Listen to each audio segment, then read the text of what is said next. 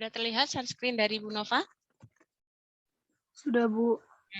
Ya, ini Erlena. Jadi nanti setiap ada kasus, ya, setiap ada kasus, entah nanti kasus yang kita berikan seperti yang tadi, besok kan masih ada pertemuan lagi. Anda buat seperti ini, ya, dikelompokkan dulu.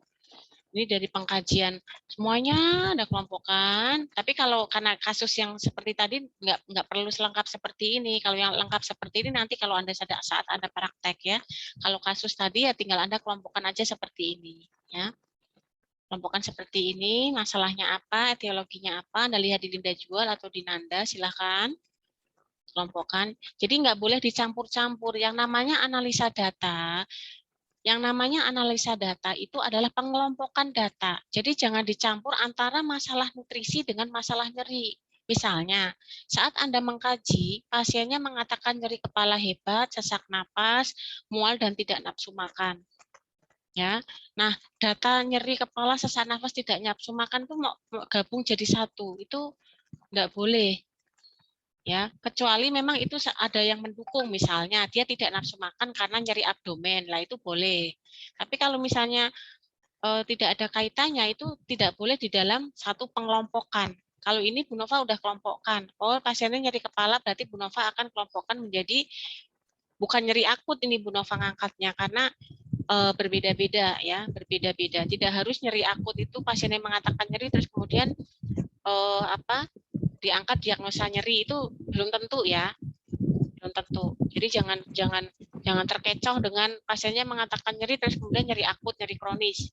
Itu bukan begitu ya.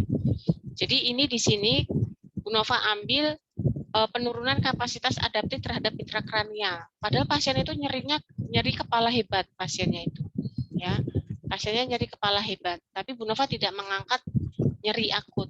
Karena apa? Nyerinya seorang pasien DM dengan pasien jantung itu berbeda, ya. Jadi di sini Bu Nova angkat menjadi penurunan kapasitas adaptif intrakranial karena di diagnosa itu ada tanda-tanda gejala yang ada di pasiennya Bu Nova. Pasiennya nyeri kepala hebat, ada pandangan kabur, ya, dalam bicaranya dia meloncat-loncat, ya gitu. Itu menjadi satu problem, yaitu penurunan kapasitas adaptasi intrakranial berhubungan dengan gangguan metabolisme. Nah, ini yang disebut dengan VOC kasus. Ya, yang disebut dengan VOC kasus itu seperti ini. Nah, terus kemudian berikutnya, masalahnya pasiennya di sini ada bengkak, udem. Perutnya besar, kakinya juga ada udem. Ya, jadi ini Bu Nova ngangkat adanya hipervolemi. Ini pengelompokan kasus kedua.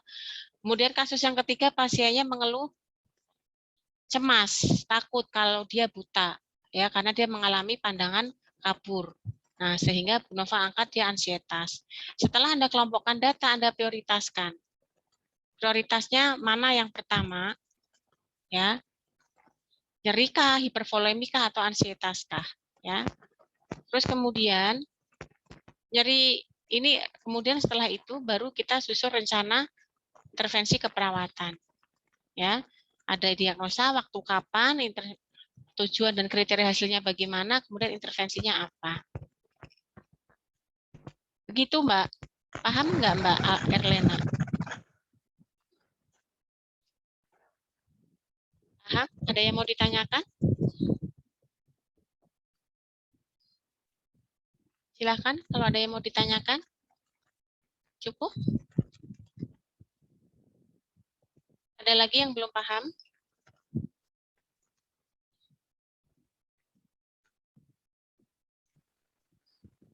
Cukup? Udah? Ibu. Ya, silakan.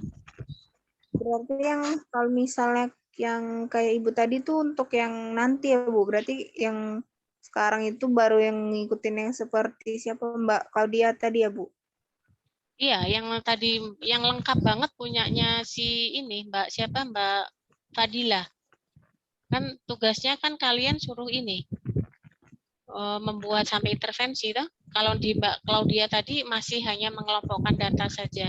Masih dikelompokkan tapi juga belum ada ininya apa?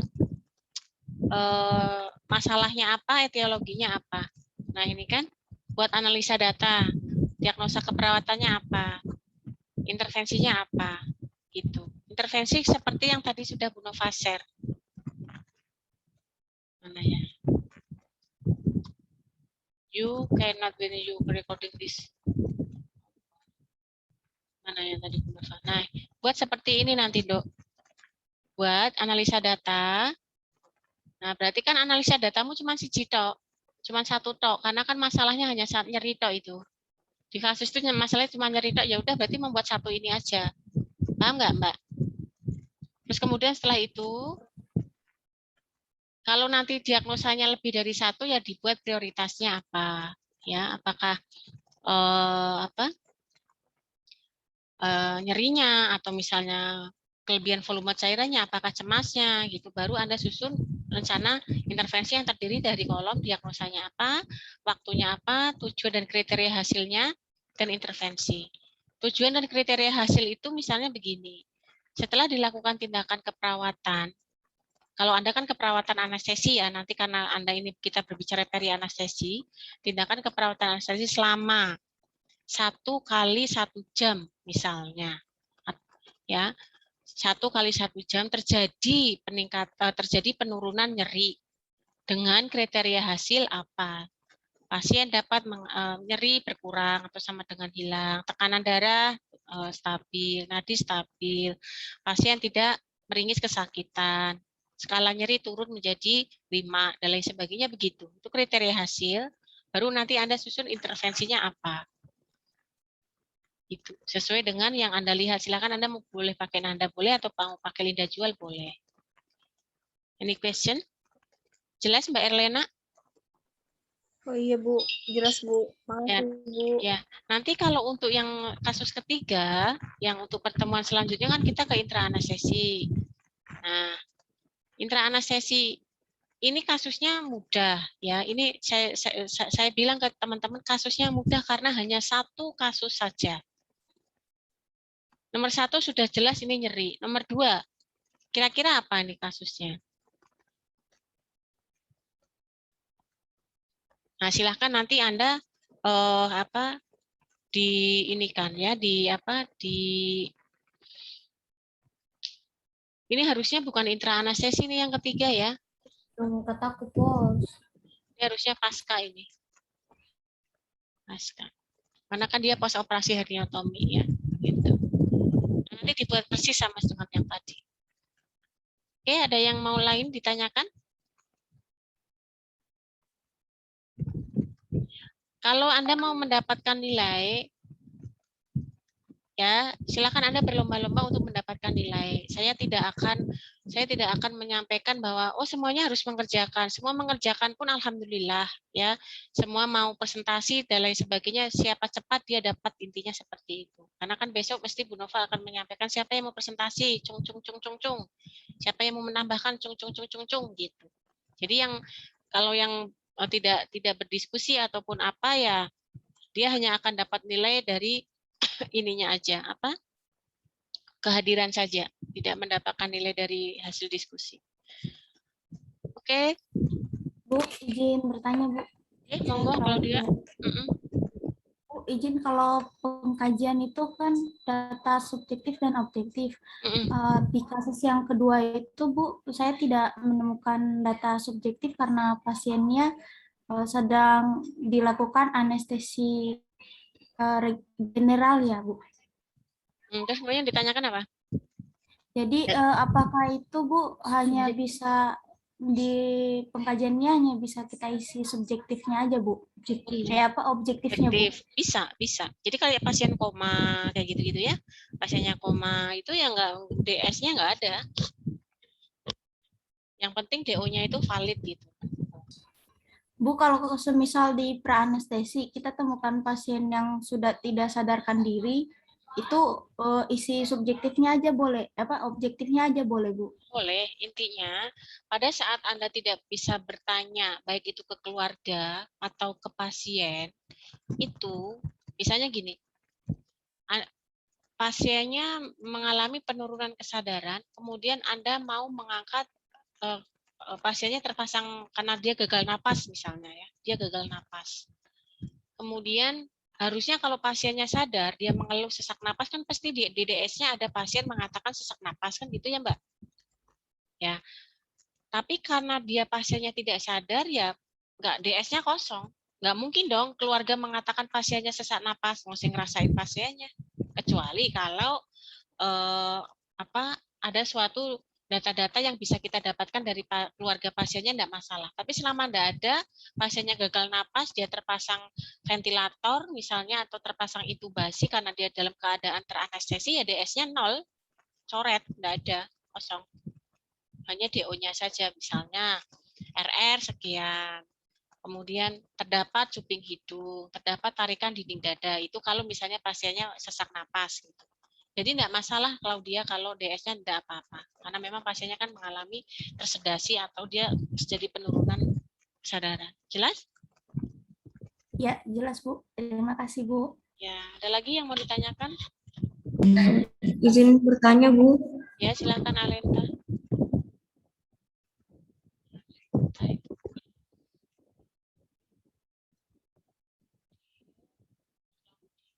Ya, silakan Dok.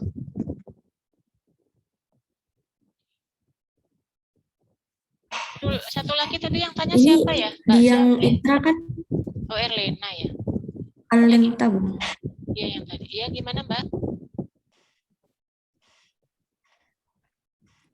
Ini di yang praanestesi kan ini jelas ya Bu, diagnosisnya medis hernia inguinalis dextra. Terus yang kasus post anestesi juga ada petunjuk post operasi herniatomi.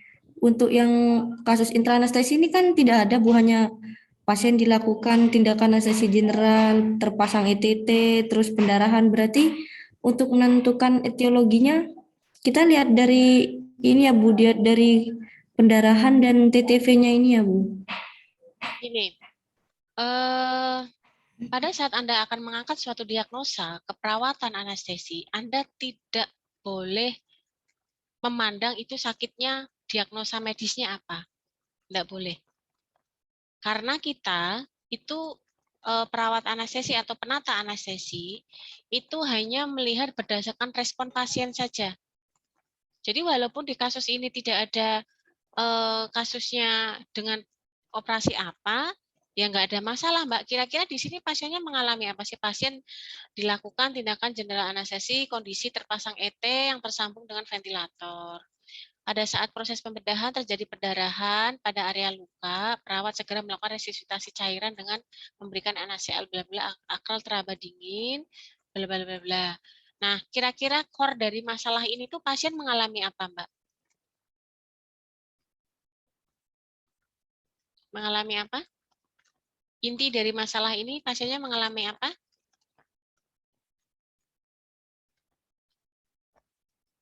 Lah, kok diem? Pendarahan mungkin. Iya, perdarahan. Ya kan, pasiennya mengalami. Jadi kekurangan, jadi iya. kekurangan volume cairan ya Bu. Nah, Anda nanti silakan Anda berpikir kritis, apakah kekurangan volume cairan atau resiko shock hipovolemik atau yang lain itu bagaimana cara nanti Anda berpikir. Kalau misalnya kekurangan volume cairan, silakan nanti intinya data ini boleh ditambahkan. Kan ini ada instruksi lampirkan data pengkajian preoperasi dari kasus di preoperasi itu ya bolehlah kita peri anestesi ini harusnya. Dari kasus 1, 2, 3 kalau misalnya perlu ditambahkan silakan Anda tambahkan, tetapi Anda tuliskan di bawahnya data tambahan gitu. Jangan dicampur ya. Data tambahan. Jadi kayak tadi Mbak Claudia itu loh. Mbak Claudia kan sudah mengelompokkan tuh. Cuman yang pertama kan memang tidak ada data tambahan, ya sudah. Nanti tinggal di bawahnya tuliskan lagi data tambahan apa yang kamu akan masukkan yang tidak ada di kasus ini. Nah, terus kemudian nanti Anda akan berpikir, ini pasiennya apa ya? Ada nggak sih diagnosa perdarahan? Gitu. Atau dia kekurangan volume cairan pada pasien ini? Atau resiko terjadi shock, hipovolemik? Atau terjadi misalnya apa misalnya penurunan curah jantung misalnya. Silakan nanti Anda berpikir. Itu ya Alenta. Ya, jadi jangan. Ya, terima kasih Bu. Ya, jadi jangan berasumsi bahwa oh, Bu ini kok nggak ada herniotominya gitu. Itu hanya untuk membantu kita saja, tapi untuk masalah diagnosa yang kita angkat itu berdasarkan respon pasien atau keluhan utama pasien, keluhan pasiennya, bukan diagnosa medis. Karena misalnya pada pasien DM, sama-sama pasiennya DM, ya, yang satu nyeri kepala, yang satu enggak, kan nggak bisa kita ngangkat nyeri kepala walaupun sama-sama pasiennya DM, ya, gitu. Jadi hanya berdasarkan pada respon atau keluhan pasien saja kalau diagnosa itu, karena diagnosa keperawatan dengan diagnosa medis kan beda. Oke, ada pertanyaan lain? Cukup? Cukup ya?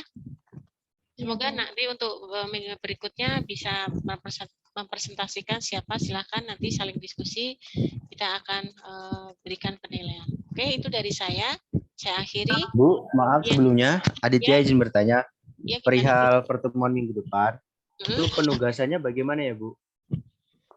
Katanya kan dibagi kelompok.